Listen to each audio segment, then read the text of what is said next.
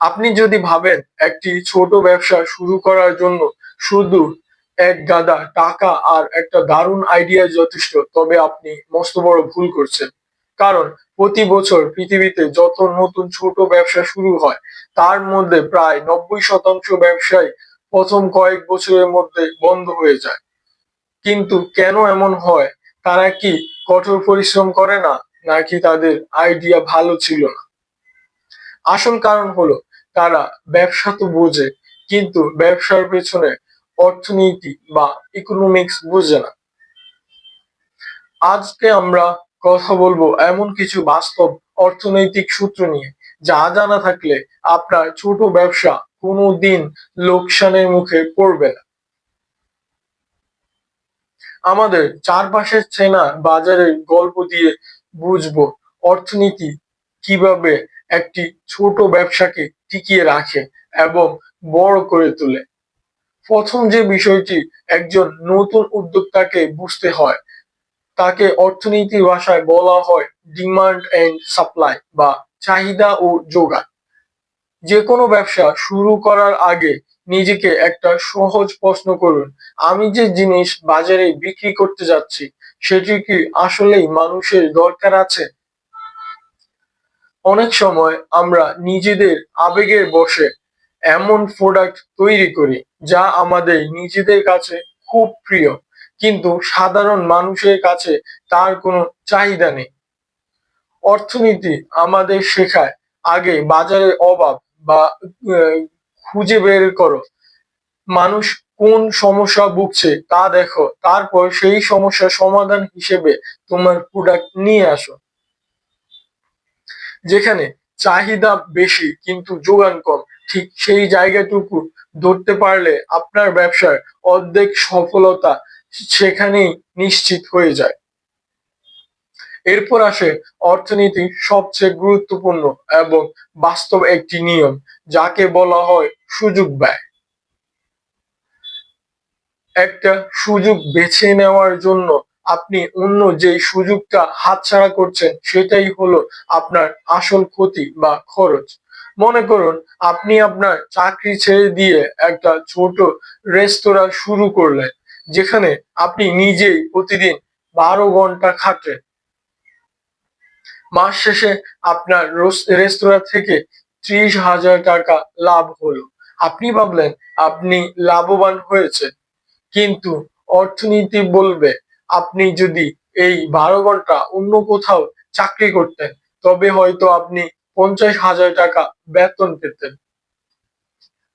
অর্থাৎ রেস্তোরাঁ চালাতে গিয়ে আপনি প্রতি মাসে 20,000 টাকা সুযোগ ব্যয় বা ক্ষতি করছেন।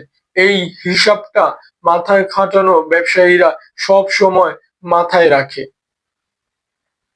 কোনো ছোট ব্যবসা শুরু করার আগে আপনার সময়, শ্রম এবং পুঁজির এই আসল মূল্যটা হিসাব করা অত্যন্ত জরুরি।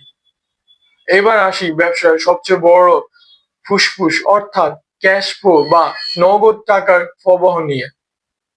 অর্থনীতি আমাদের একটি নির্মম সত্য শিখায়: প্রফিট বা লাভ কাগজের কলমে থাকতে পারে, কিন্তু ব্যবসা বাঁচে ক্যাশ বা পকেটে নগদে।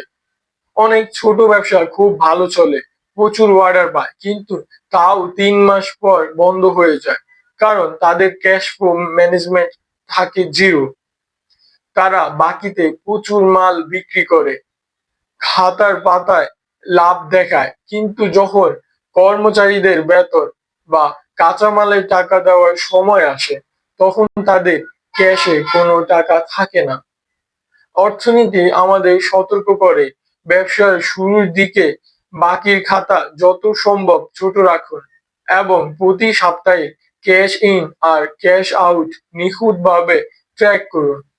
এরপরে অর্থনৈতিক ধারণাটি হলো ইকোনমিক্স অফ স্কেল, যার মানে হলো ব্যবসা যত বড় হবে, প্রতিটি জিনিসের তৈরি খরচ তত কমে আসবে।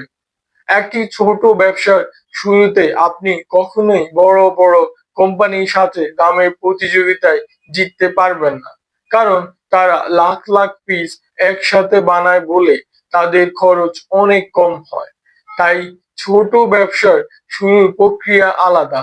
আপনাকে দামের দিক থেকে নয় এবং কোয়ালিটি বা সার্ভিসের দিক থেকে কাস্টমারের মন জয় করতে হবে, যাকে অর্থনীতির ভাষায় বলা হয় নিশ মার্কেট বা একটি নির্দিষ্ট ছোট ক্রেতাকে টার্গেট করা, যাদের বড় বড় কোম্পানিগুলো পাত্তা দেয় না। আপনি যদি সেই ছোট ক্রেতাদের মন জয় করে ফেলতে পারেন, তখন আস্তে আস্তে আপনার ব্যবসার পরিধি বাড়বে এবং এক সময় আপনি ইকোনমিক্স অফ স্কেল এর সুবিধা পাবেন। সর্বশেষে আসে সবচেয়ে বড় অর্থনৈতিক বাস্তবতা, যাকে বলা হয় ব্রেক ইভেন পয়েন্ট বা লাভ ক্ষতি সমতা। ব্যবসা শুরু করার প্রথম দিক থেকেই আপনার জানতে হবে প্রতি মাসে ঠিক কত টাকার মাল বিক্রি করলে আপনার পকেট থেকে আর কোনো টাকা লোকসান হবে না।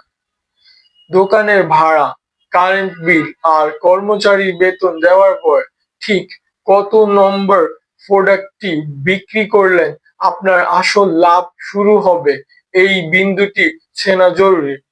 বেশিরভাগ ছোট ব্যবসায়ী এই হিসাবটা না জেনেই মাঠে নেমে পড়ে এবং মাঝপথে গিয়ে পুঁজি হারিয়ে ফেলে।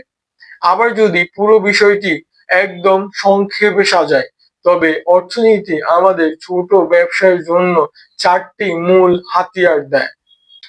প্রথমত, বাজারে ক্রেতার আসল চাহিদা বা গ্যাপ দেখে ব্যবসা নির্বাচন করুন। দ্বিতীয়ত, নিজের সময় ও পুঁজির সুযোগ ব্যয় বা অপরচুনিটি কস্ট হিসাব করুন। তৃতীয়ত, খাতার লাভের চেয়ে পকেটের ক্যাশ ফ্লো বা নগদ টাকাকে বেশি গুরুত্ব দিন। চতুর্থ, বড় কোম্পানির সাথে সস্তায় লড়াই না করে নিজের একটি নির্দিষ্ট ও বিশ্বস্ত কাস্টমার বেস তৈরি করুন। দিন শেষে অর্থনীতি কোনো জটিল জাদুর কাঠি নয়, এটি হলো বাজারের সাধারণ মানুষের মনস্তন্ত্র এবং হিসাবের বিজ্ঞান। আপনি যদি এই নিয়মগুলো মেনে পা ফেলেন, তবে আপনার ছোট ব্যবসাটি শুধু টিকিয়ে থাকবে না, বরং একদিন সেটি একটি বড় ব্র্যান্ডে পরিণত হবে। ধন্যবাদ দর্শক বন্ধুরা, এতক্ষণ পর্যন্ত আমাদের সঙ্গে থাকার জন্য। আশা করি পরবর্তীতে অন্য কোনো ভিডিওতে আবারও আপনাদের সঙ্গে দেখা হবে। সে পর্যন্ত ভালো থাকুন, সুস্থ থাকুন এবং আমাদের সঙ্গেই থাকুন।